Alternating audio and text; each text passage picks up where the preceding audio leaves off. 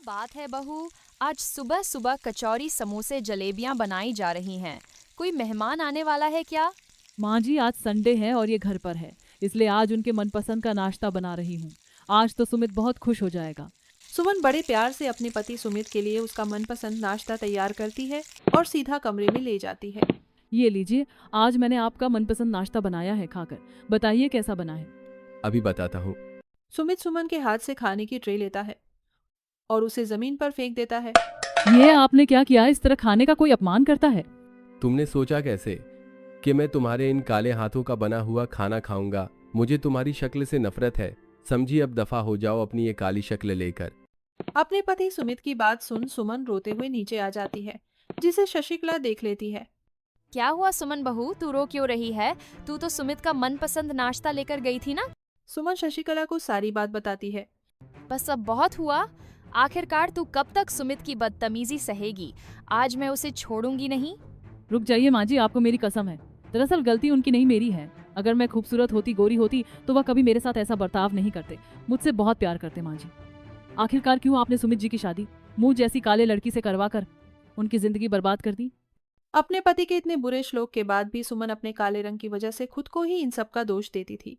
सुमन और सुमित की शादी को काफी समय हो चुका था, लेकिन आज तक सुमित ने कभी दिल से सुमन को अपनी पत्नी नहीं माना था।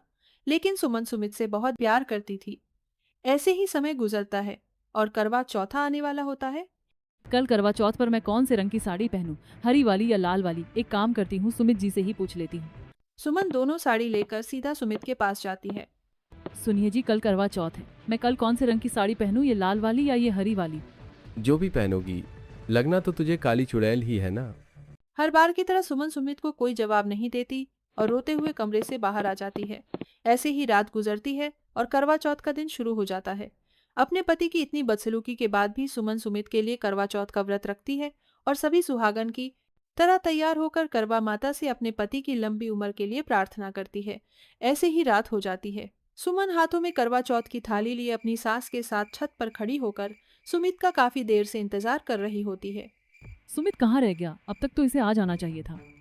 हो सकता है रास्ते में बहुत ट्रैफिक हो। हम थोड़ी देर और इंतजार कर लेते हैं। सुमन शशिकला के साथ खड़े खड़े छत पर ही सुमित का इंतजार कर रही होती है कि तभी सुमित एक गोरी सुंदर लड़की के साथ उसका हाथ पकड़े छत पर आता है, जिसे देख शशिकला दंग रह जाती है। सुमित, ये तेरे साथ लड़की कौन है और तूने इसका हाथ क्यों पकड़ा हुआ है? माँ, इसका नाम प्रीति है और मैं 2 महीने से प्रीति को डेट कर रहा हूँ। आज ही हमने मंदिर में 7 फेरे लिए हैं। सुमित की बात सुन सुमन के हाथों से करवा चौथ की थाली छूटकर जमीन पर गिर जाती है।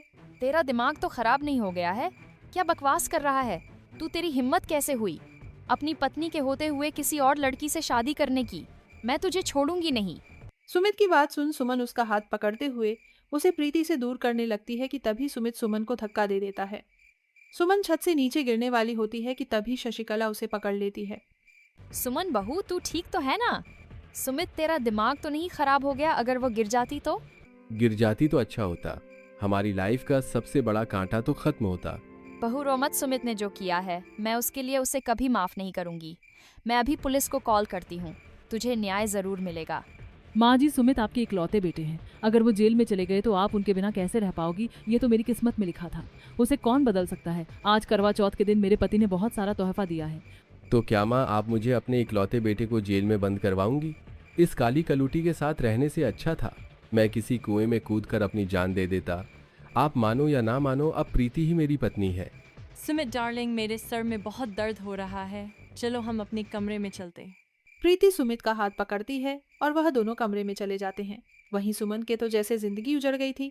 सुमन रोते हुए गेस्ट रूम में चली जाती है और सारी रात बैठकर रोती है। सुमन चाहकर भी अपने मायके नहीं जा सकती थी। सुमन जानती थी कि वह सब कुछ छोड़कर अपनी मायके चली जाएगी तो समाज में उसके माँ बाप की काफी बेइज्जती होगी। इसलिए बेचारी सुमन ना चाहते हुए भी अपनी सौतन के साथ एक ही छत के नीचे रहने का फैसला करती है। ये लो सुमित डार्लिंग, आज मैंने अपने हाथों से तुम्हारे लिए ब्रेकफास्ट बनाया है। तुम्हारे इन गोरे हाथों से ना खाने का मजा ही कुछ और है। कितना खुशनसीब हूं मैं जो मुझे तुम्हारी जैसी इतनी सुंदर गोरी बीवी मिली है। ये सब जानबूझकर सुमित सुमन के सामने कहता है ताकि उसे तकलीफ हो, जो सुमन को होती भी है। लेकिन वह उन दोनों से कुछ नहीं कहती। सुमित अपना सारा काम छोड़कर अब हमेशा प्रीति के साथ हाथ में हाथ डालकर अलग अलग जगह पर घूमता वह लोग लेट नाइट डिनर करके घर लौटते, जिसे देख सुमन को बहुत तकलीफ होती है। सुमन की गोरी सौतन को आए हुए तकरीबन 1 साल होने वाला होता है। इस 1 साल में भी सुमन ने पत्नी होने के सारे फर्ज निभाए थे, लेकिन इन सब से सुमित पर जरा भी असर नहीं पड़ता। ये एयरपोर्ट्स कहाँ रख दिए? लगता है कल शाम छत पर ही गया था, वहीं भूल गया होगा। सुमित जैसे ही छत पर एयरपोर्ट्स लेने के लिए जाता है तो देखता है कि प्रीति फोन पर हंस हंस कर किसी से बात कर रही है। अरे हाँ बाबा, मैं कल तुमसे मिलने ज़रूर आऊँगी। चलो, अब मैं रखती हूँ। मेरे पति के आने का टाइम हो गया है। सुमित, तुम यहाँ? किससे बात कर रही हो प्रीति? वो मेरी बचपन की दोस्त का कॉल था, बस उसी से बात कर रही थी। सुमित प्रीति से काफी ज्यादा प्यार करता था और उसकी हर छोटी बड़ी ख्वाहिश को पूरा करने में अपनी जी जान लगा देता था, लेकिन वही प्रीति अब सुमित को अपने बॉयफ्रेंड अजय के लिए धोखा दे रही थी। ऐसे ही दिन गुजरता है और आज फिर से एक बार और करवा चौथ का दिन आता है। अपने पति के सौतन ले आने के बावजूद भी सुमन आज उसके लिए करवा चौथ का व्रत रखती है। मैं जॉब पर जा रहा हूँ, शाम को टाइम से तैयार होना, आज हम मूवी देखने के लिए जाएंगे। बहू, तू क्यों उस धोखेबाज के लिए भूखी प्यासी रहकर ये करवा चौथ का व्रत रख रही है? माँ जी, उन्होंने जो भी कुछ किया हो, लेकिन मैं आज भी उनसे बहुत प्यार करती हूँ और जिंदगी भर उनकी लंबी उम्र के लिए यूं ही करवा चौथ का व्रत रखती रहूंगी। सुमन की बात सुनकर शशिकला की आंखों में आंसू आ जाते हैं। पता नहीं क्यों जरूरी काम के टाइम ही मेरे फोन की बैटरी लो होनी होती है। किससे कॉल करूं? एक काम करता हूँ, प्रीति के फोन से कॉल कर लेता हूँ। सुमित जैसे ही कॉल करने के लिए प्रीति का फोन लेता है तो देखता है कि उस पर किसी अजय नाम के लड़के का आज प्रीति से मिलने के लिए मैसेज आया है। उस मैसेज में होटल का नाम साथ में रूम नंबर भी होता है। इससे पहले सुमित बाकी का मैसेज पढ़ता प्रीति नहाकर बाथरूम से बाहर आ जाती है और जल्दी से तैयार होकर सीधा एड्रेस पर जाने लगती है। लेकिन प्रीति इस बात से अनजान थी कि सुमित भी उसकी अपनी गाड़ी से पीछा कर रहा है। सुमित प्रीति का पीछा करते करते उस होटल के रूम तक पहुंच जाता है, जहां प्रीति रूम में अपने बॉयफ्रेंड से गले मिल रही होती है कि तभी सुमित रूम का दरवाजा खोलकर अंदर आ जाता है। पहले तो तुम मुझे यह बताओ कि तुम यहाँ क्या कर रही हो? तुम्हारे लिए मैंने अपनी पत्नी को छोड़ा, उसे धोखा दिया, और तुम मुझे धोखा देने वाली थी। तुमने जो भी कुछ मांगा मैंने वह सब तुम्हारे कदमों में लाकर रख दिया।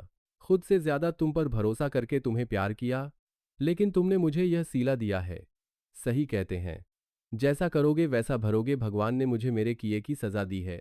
सुमित रोता हुआ घर आता है। रात हो चुकी थी और चांद भी निकल आया था।